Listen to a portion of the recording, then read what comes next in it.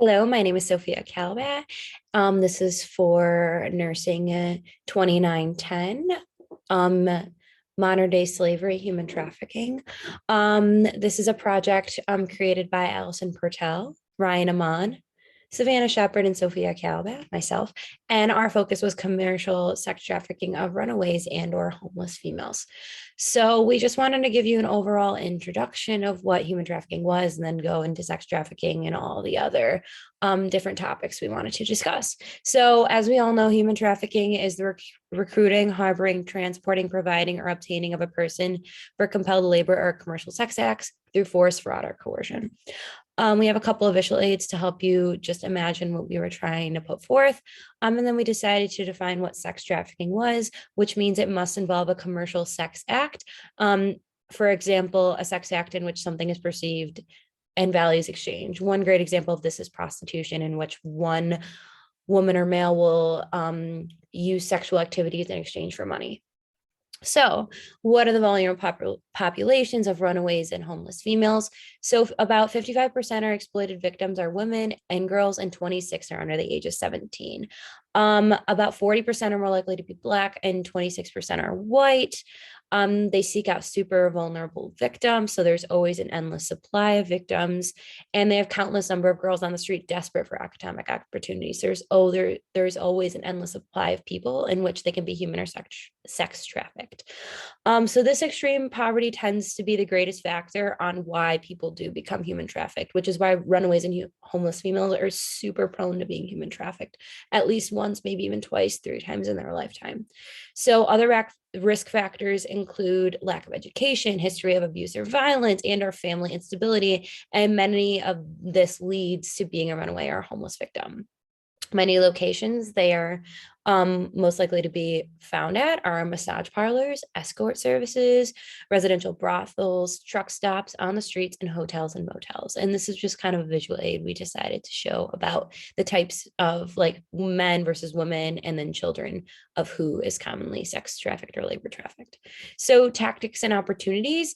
The different tactics include physical and emotional abuse, threats, isolation, and economic abuse, making promises to fit the needs in order to gain control. So they will coerce them by saying, oh, I love you. Oh, I can provide you with this. Oh, I have so much money. Oh, I will give you anything if you just do this for me. So it's a lot of manipulation that is involved. So these victims may end up being trapped for many years and have a fear of leaving due to psychological trauma, shame, emotional attachment. They might fall in love with their victors, or physical threats that lead them to leave and be isolated from their family. So right here, we wanted to demonstrate the power and control wheel, which is a very broad known tactic to which human traffickers like obtain their victims and control their victims. The different opportunities that these traffickers have, their runaway and homeless females are one of the most vulnerable populations because they're already on the streets and they've already run away. So there's not really a family or personnel to take them away from. They're already at their lowest point in their life. This can be due to having an older boyfriend, having an influence on a young female. So a lot of times you'll see an age gap as big as 10, 20, maybe even 30 years of age. And a lot of people might suspect that is some sort of a red flag.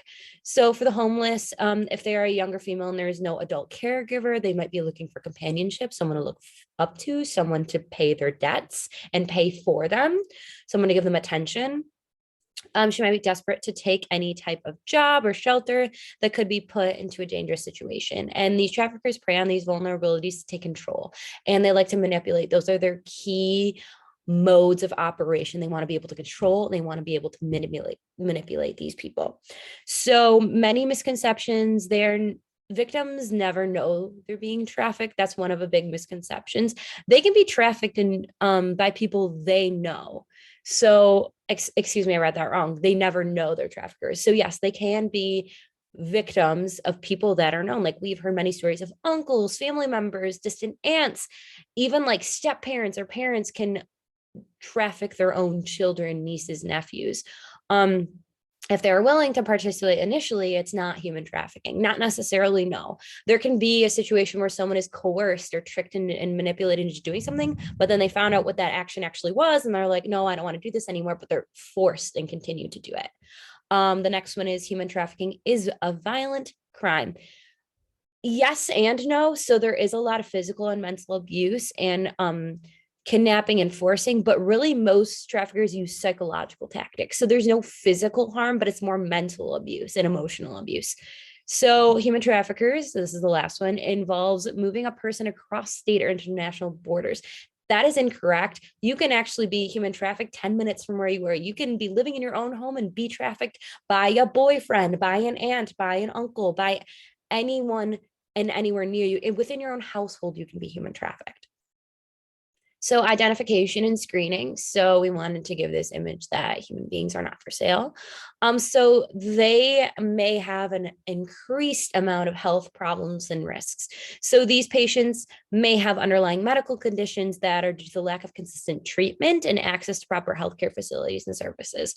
So according to a recent study, of humans trafficked within the United States, only 68% reported seeing a physician within that period.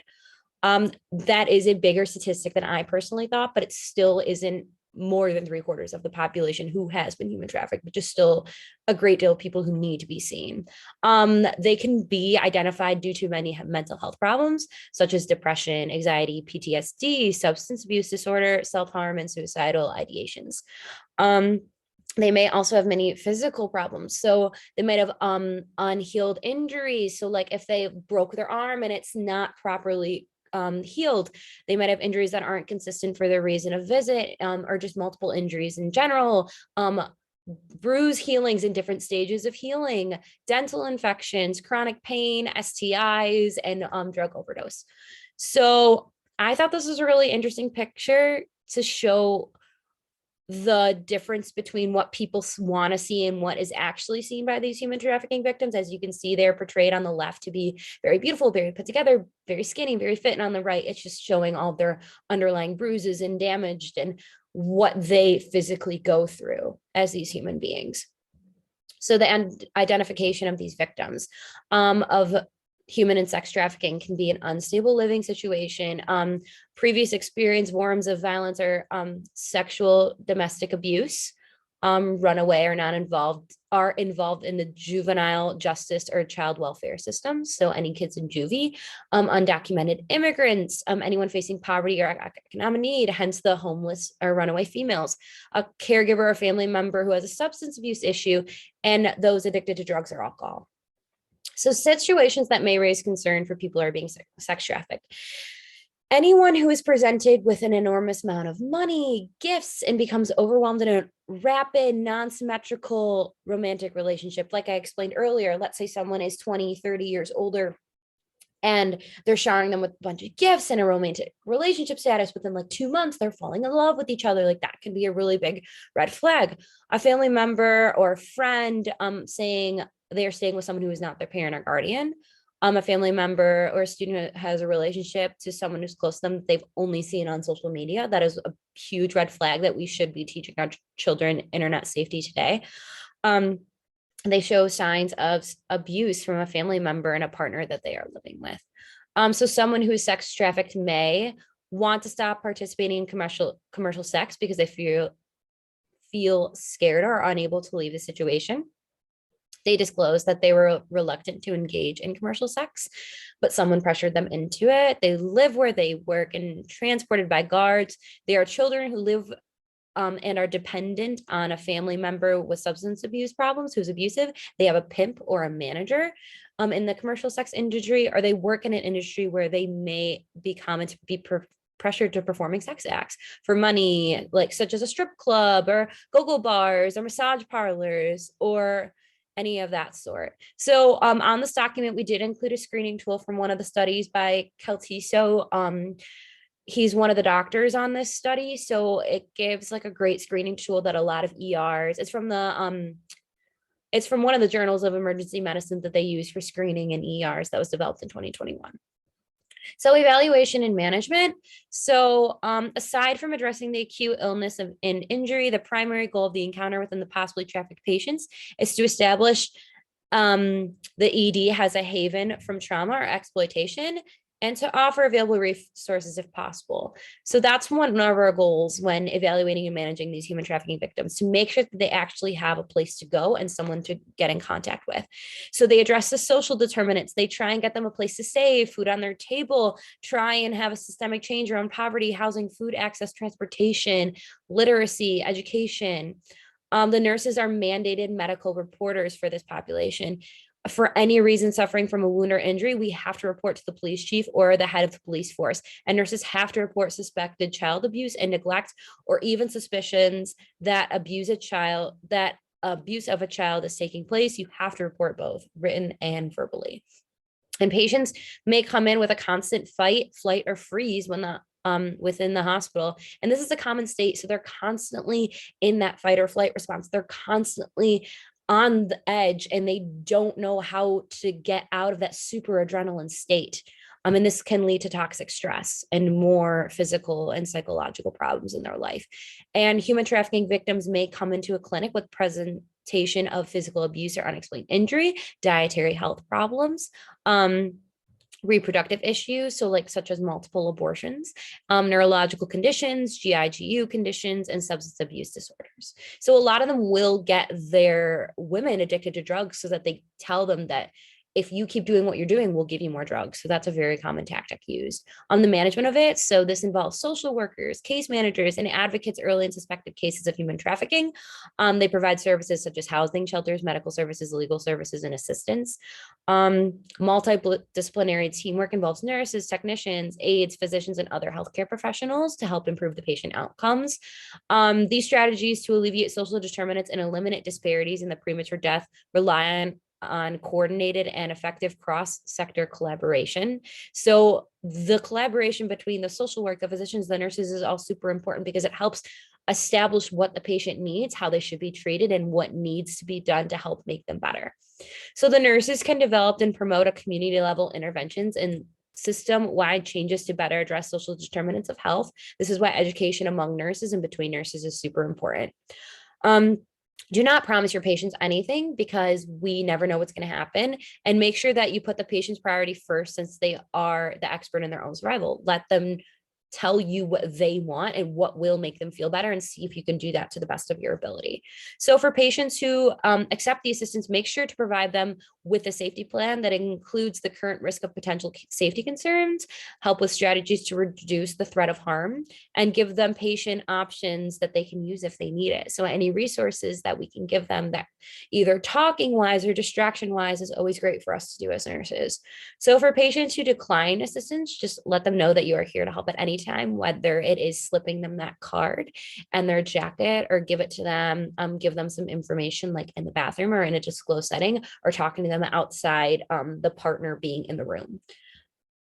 So there are many resources. So there's the National Human Trafficking Resource Center hotline. There's the All Are Worthy of Love. So this is kind of like a post human trafficking area where it helps victims who are feeling those unworthy or like awful feelings of being like, no one's going to ever accept me. Why did I go through this? This is a great opportunity and organization to just come to reconciliation with that. Alternatives for Girls is a great one. The Avalon Healing Center. The Common Ground is a great resource for runaway and homeless victims. They do offer a lot of resources. Sanctum House, again, another great resource for human trafficking victims. And Haven is great for sexual abuse and domestic violence abuse. If any nurses are interested in getting a certification, I personally just got mine through Haven, Oakland University, and it was a wonderful, I think 10-week course or 7-week course. It was awesome. And I honestly learned amazing things from it. And then there's the Truckers Against Trafficking, which we've kind of talked about a little of class, and the Vista Maria. So at the end, these are our references, and we had a great time creating this presentation for you guys. So thank you so much and hope you learned something new.